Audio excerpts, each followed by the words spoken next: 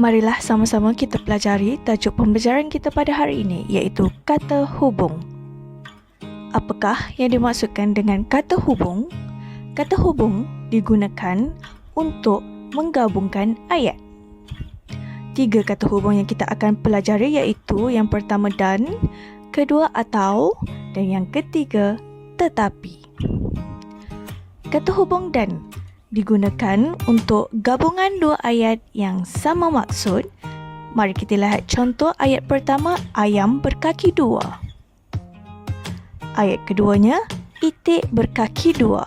Cerita yang sama, maksud yang sama, kita gunakan kata hubung dan bila digabungkan menjadi ayat ayam dan itik berkaki dua.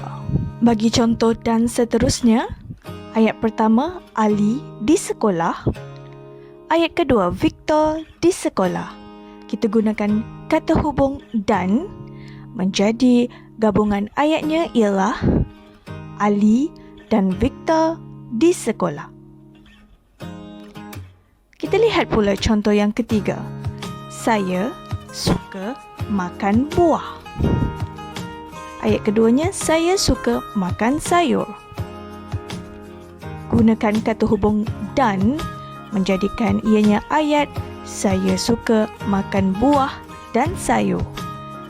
Seterusnya kita lihat kata hubung yang kedua atau digunakan untuk gabungan dua ayat menunjukkan pilihan. Kita lihat contoh yang pertama.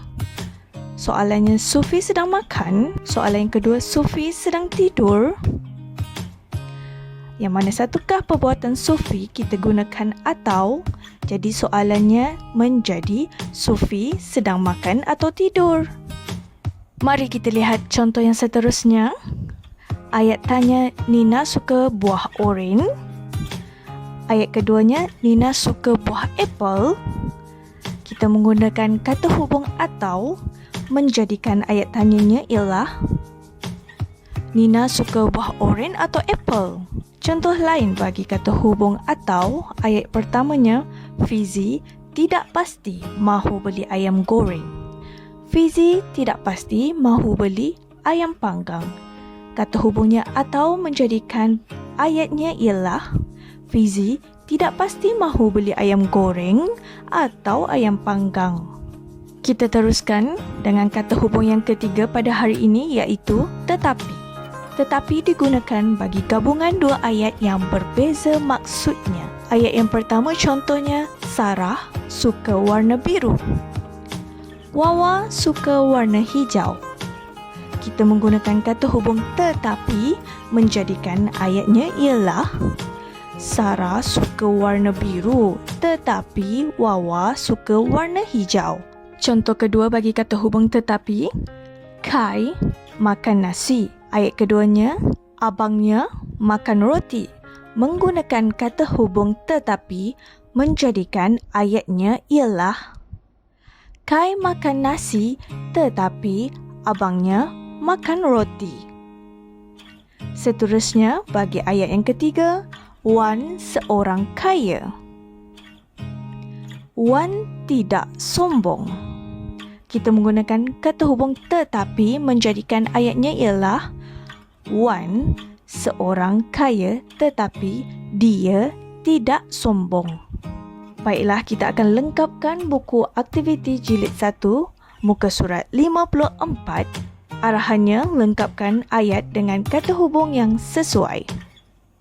Soalan yang pertama, Ganesh makan roti, adiknya makan biskut. Jawapan yang tepat ialah tetapi.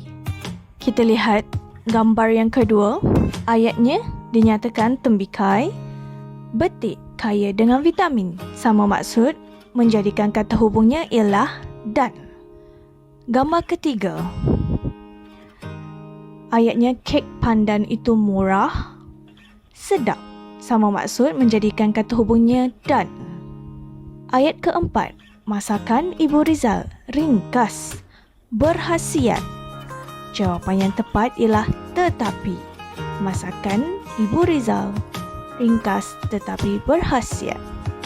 Ayat kelima, Fahmi tidak pasti hendak minum air soya, air tebu. Jawapan yang betul ialah atau.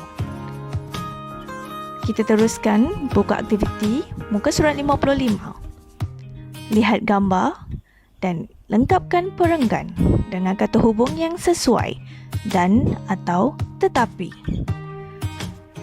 Ayat yang pertama, tempat makan yang bersih. Azran mengambil berat tentang hal ini. Jawapannya ialah dan.